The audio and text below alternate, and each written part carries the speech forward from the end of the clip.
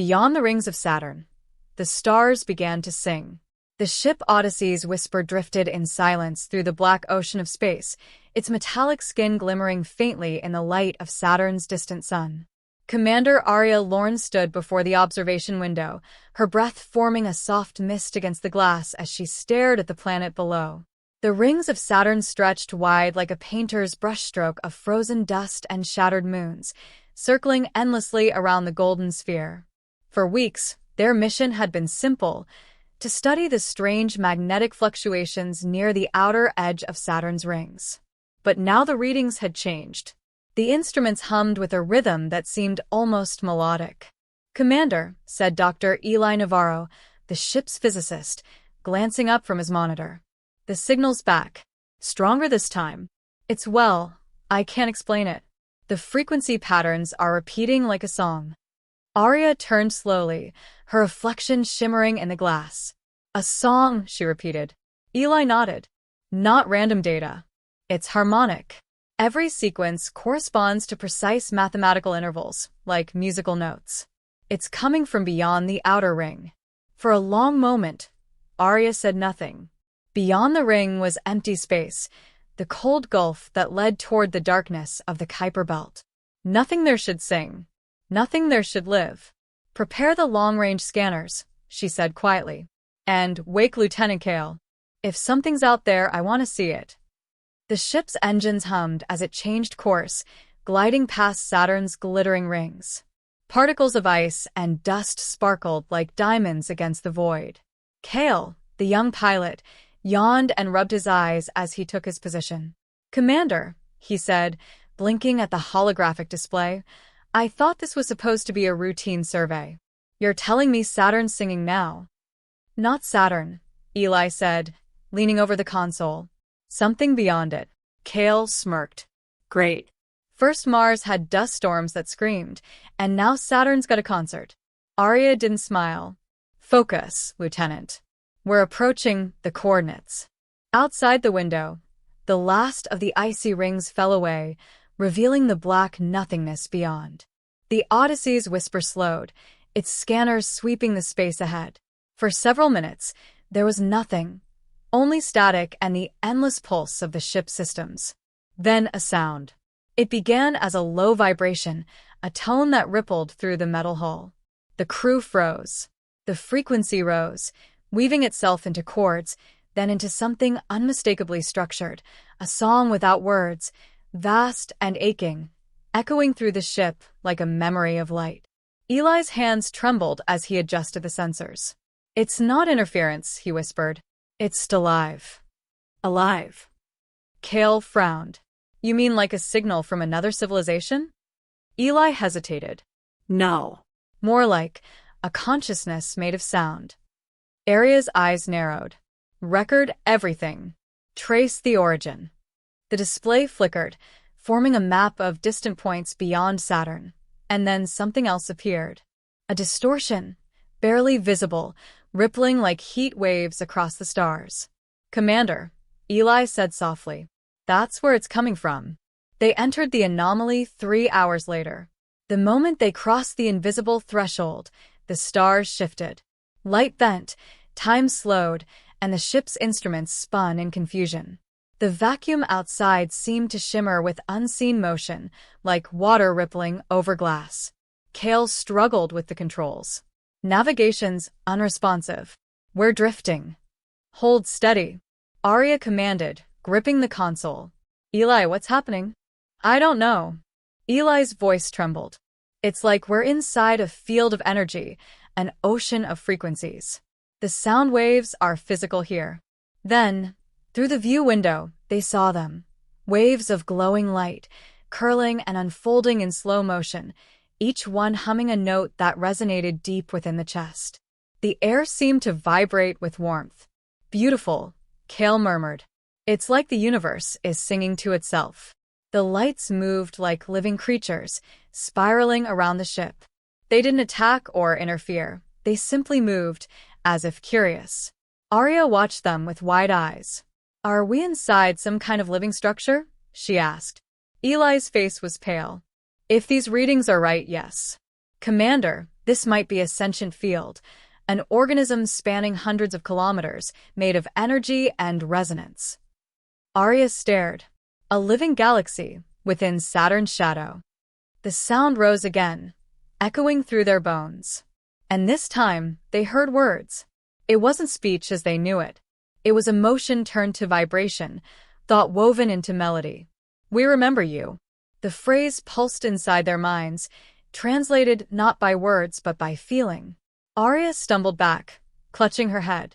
Eli's breath caught. "What was that?" Cale gasped. "It's communicating," Eli said. "The signal, it's intelligent. We remember the ones who came before you." The voice continued, like 1,000 choirs layered across eternity. "They sang the first songs with us." And then they fell silent.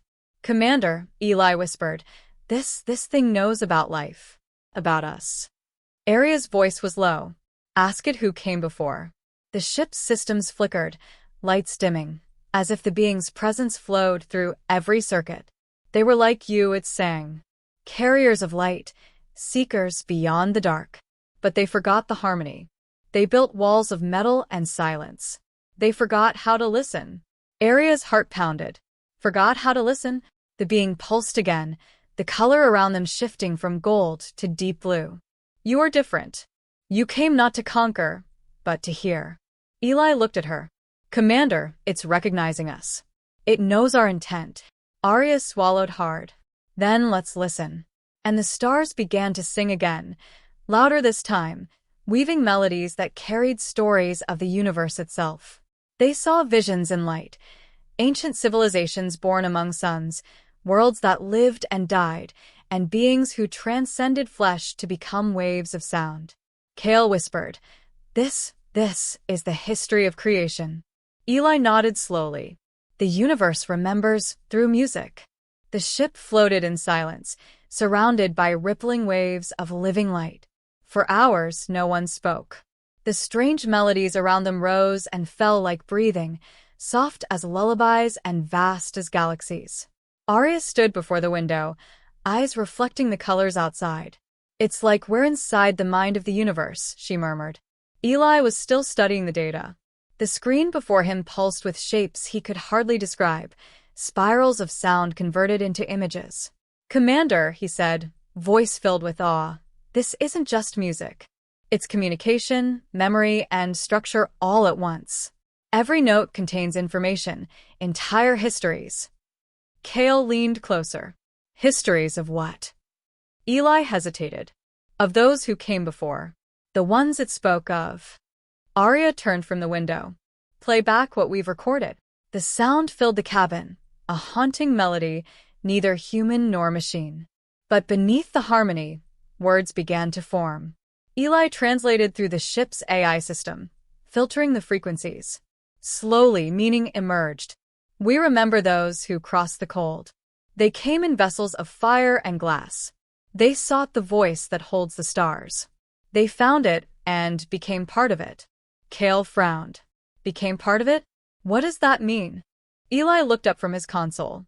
"It could mean assimilation or transcendence. Maybe they merged with whatever this is." Aria folded her arms. "You're suggesting they transformed into energy?" "Possibly. If they learned to exist as sound or light, they could have evolved beyond physical form." Cale exhaled slowly. "So this being, it might be made of what's left of them?" The ship shuddered softly as another wave of light passed by, humming gently, almost as if it heard them. "We are all that remains," the voice sang again, deep and sorrowful. "They sought eternity and found silence. But silence can sing too."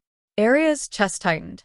The sound was not just a vibration, it was sadness, loss, and hope all at once. Hours later, Eli detected a shift in the field. The waves began to part, revealing something vast ahead, a sphere of pure light, pulsing with rhythm. "Commander," he said, voice trembling, "I think that's the source." The sphere hovered in the void, hundreds of kilometers wide, like a second sun made of shimmering glass. Its light wasn't steady. It pulsed in time with the song. "Bring us closer," Aria ordered. As they approached, The air inside the ship thickened with resonance. Every sound, every heartbeat, seemed to echo in harmony with the sphere. When they reached the outer layer, it opened. A doorway of light unfolded, inviting them inside. "Permission to freak out now," Kale whispered. Aria smiled faintly. "Granted. Take us in slowly." The ship passed through the glowing surface, and suddenly they were surrounded by floating structures of pure sound. Towers of vibrating light rose in every direction, each one singing a different note. The melodies intertwined, forming vast harmonic cities that shimmered like auroras. This is impossible," Eli breathed. "The structures are made of standing waves, stable sound energy. They're physical, but they're music." Aria stepped closer to the viewport, whispering, "It's a city made of songs." The voice returned, not from outside, but from within them. "You stand in the cradle of memory. Here, the first travelers built their final home." Visions filled the crew's minds. They saw ancient ships gliding through the stars, vessels older than any human design. They saw beings luminous and tall, working together, turning sound into matter and light into shelter. Eli could hardly breathe. They used music as creation. Every frequency became a form. Every harmony built a world. They learned the secret of the stars. The voice continued. "Every atom sings. Every sun hums a note in the symphony of existence." They called it the Great Harmony. Kale whispered, "The Great Harmony, so the universe itself is music." "Yes," the voice sang, "but the harmony must be heard to exist." When those who could hear forgot to listen, the song began to fade. Aria's gaze darkened. "And now it's fading again." The voice trembled, like sorrow turned to sound. "You still hear. You came beyond the rings. You can remember the song." Suddenly, the ship's alarms rang. The energy field around them was shifting. The sphere began to vibrate violently, light flickering like a heartbeat faltering. "Commander," Eli shouted, "the harmonic balance is collapsing. The resonance is decaying. The whole structure could implode." Aria gripped the console. "Can we stabilize it?" Eli shook his head. "Not alone. It needs a counterfrequency, something to restore its rhythm." Aria thought for a moment. "Can we transmit our own signal back into it?" Eli hesitated. "Yes, but it could overwhelm our systems. If we get it wrong, we might disintegrate." Aria looked at the others. "Then we get it right. We came to listen. Now we'll sing back." Kale stared at her. "You want us to talk to it with music?" "Exactly. Sync the ship's resonance to the song. Match its rhythm. Let it hear us." Eli's hands flew over the controls, aligning the frequency generators. The ship's hull began to hum. Slowly, a deep tone filled the air, human-made sound joining the vast celestial melody outside. The lights brightened. The vibrations steadied. The sphere responded, its song growing stronger, harmonizing with theirs. The storm of light calmed, turning soft and golden. "You remember," the voice whispered gently. "You still sing." The music grew warmer, richer. The ship's sensors recorded impossible data, bursts of pure information carried in melody, patterns that could rewrite the understanding of physics itself. Eli stared at the screens, speechless. "It's giving us knowledge, entire volumes of data about creation, energy, time, everything." Aria said softly, "It's not giving us data. It's giving us understanding. It's teaching us to listen." "The stars will sing again," the voice said. "But you must carry the song home." The light began to fade. The structures of sound dissolved into shimmering dust. "Commander," Kale said quietly, "it's disappearing." Aria nodded slowly. "No. It's returning to where it belongs." The sphere pulsed one final time, releasing a wave of soft light that washed over the ship. When it cleared, the Odyssey's whisper was back beyond the rings of Saturn. The anomaly was gone. The sensors read nothing unusual, only silence. But deep in the ship's systems, the harmonic echo remained, a faint melody still playing, soft and eternal. The world was never the same after the song returned. It began quietly, like a distant melody drifting across the edges of civilization. No one could say exactly when it started, perhaps when the Odyssey's whisper landed, or when the first scientist replayed the recordings, or when a child in a small village hummed the tune in her sleep. But the sound was there, soft, ancient, and familiar. At first, people thought it was imagination. Radios caught faint harmonic tones that seemed to blend with static. Instruments began to tune themselves towards strange new frequencies. Choirs around the world, without coordination, began singing melodies they had never learned. Something was awakening inside humanity. Months turned into a year. The scientific community named it the Saturn resonance phenomenon. The waves were found everywhere, in oceans, air currents, even within the molecular vibration of plants. Eli Navarro became the leading researcher on the phenomenon. His report stated that the resonance had begun aligning natural frequencies of living organisms, creating a subtle synchronization, a kind of universal heartbeat. Cale called it the harmony of life. "It's as if Earth is remembering the song of the universe," he said during a conference broadcast from the Odyssey's Whisper's old control room. "Maybe we were never separate from the stars. We just forgot the melody." Aria watched the broadcast in silence, sitting by her window overlooking the sea. The waves shimmered faintly with a silvery glow, reflecting starlight that seemed brighter than before. The hum in her chest never faded. Sometimes, she could feel her pulse match the rhythm of the stars above. And sometimes, when the night was clear, she could hear them singing. The observatories were the first to notice it. Astronomers across the globe reported slight fluctuations in the brightness of nearby stars. At first, it was dismissed as random variation, but soon, patterns emerged. The light from different constellations began to pulse in synchronization. Then came the music. Deep space receivers detected rhythmic energy waves, not random noise, but tones, perfectly harmonized. The stars themselves were vibrating, sending out vast celestial chords that traveled across light years. When Eli analyzed the data, his hands trembled. "They're singing back," he said. "The stars, they're responding to Earth." Aria flew to the main observatory the next day. Together, she and Eli watched the sky through a massive dome of glass. The constellations flickered gently, forming waves of light that pulsed like breath. "It's the same harmony," Eli whispered. "The same one we heard beyond Saturn." Aria smiled faintly. The song was never lost. It was waiting for someone to listen. Something profound began happening to people everywhere. Musicians found themselves composing songs that carried the exact harmonic patterns of the Saturn frequency, without knowing why. Painters claimed to see color differently, as if hues carried sound. Scientists discovered that even human brainwaves began resonating at subtle intervals with the same universal rhythm. Hospitals reported strange recoveries. Patients who had been in deep comas began to stir when recordings of the song were played near them. Crops grew faster, oceans calmed, weather patterns stabilized slightly. It was as if the entire planet was breathing in unison. Cale joked one evening, "Maybe the universe is tuning us, bringing us back into key." Eli replied softly, "Maybe it's healing us."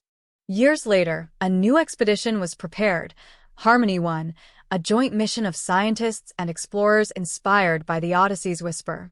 Aria, now older but still carrying the same calm determination, was invited to lead it. She accepted. Before launch, she visited the museum where the Odyssey's whisper rested. Her hand touched the cold metal of its hull. The faint hum of the song still echoed through it, unchanged. She whispered, "We're coming back." When Harmony 1 left Earth, the entire planet watched. The ship's engines ignited, trailing blue light as it rose through the atmosphere, carrying with it not just humans, but the living melody that now flowed through every being on Earth. As they passed Mars and drifted toward the gas giants, the old song began to grow louder again, welcoming them home. By the time Harmony 1 reached Saturn, the transformation was complete. The once silent void around the planet shimmered with faint light. Waves of color moved across the rings, forming glowing arcs like musical notes written on cosmic strings. Cale, who piloted the new ship, whispered in disbelief, The whole system's alive. Eli, older and grayer now, smiled. The resonance reached them too. We've turned the universe into a choir. And then, the stars around Saturn began to flicker in rhythm. The same golden light that had once surrounded the Odyssey's whisper emerged again, stronger than before. It wrapped around Harmony one gently, like an embrace. Aria stood in the observation deck, tears in her eyes. "They're here," she said softly. "The ones who sang before us." The voice returned, not from outside, but within every molecule of the ship. You remembered the song. You carried it across the void. Now the universe sings once more. The light pulsed, forming patterns of stars that danced in harmony. The melody filled every corner of space, gentle and infinite. Aria whispered, "We never stopped listening. Then you have become what we were," the voice sang, "guardians of the harmony." The stars above Saturn began to move, not randomly, but in precise sequences. They aligned into vast patterns that glowed brighter than anything ever seen. Instruments on board recorded energy readings beyond comprehension. Eli gasped, "Commander, they're creating something." Before their eyes, light and sound intertwined, forming a spiral that stretched far beyond Saturn's orbit. Within it, dust began to gather, fusing into new shapes. A newborn world was forming. Kale's voice trembled. "They're creating a planet with music." The voice sang softly. "Every song creates a world. Every silence ends one. You brought the melody back. Life will follow." Aria could not speak. She simply watched as the new planet glowed with the same golden hue as the ancient sphere they had once entered. The song had become creation itself. When Harmony 1 turned back toward Earth, the new planet shimmered behind them, a small, glowing orb circling Saturn's outer rings. Humanity named it Elora, the world of song. As they journeyed home, the stars continued to pulse and hum, their melodies joining in an endless cosmic choir. Every member of the crew felt the vibration deep within their bones, the music of life, infinite and eternal. Aria looked out at the stars one last time and whispered, "Beyond the rings of Saturn, the stars began to sing, and we finally learned their tune." Eli smiled. "And now, Commander, the universe will never fall silent again."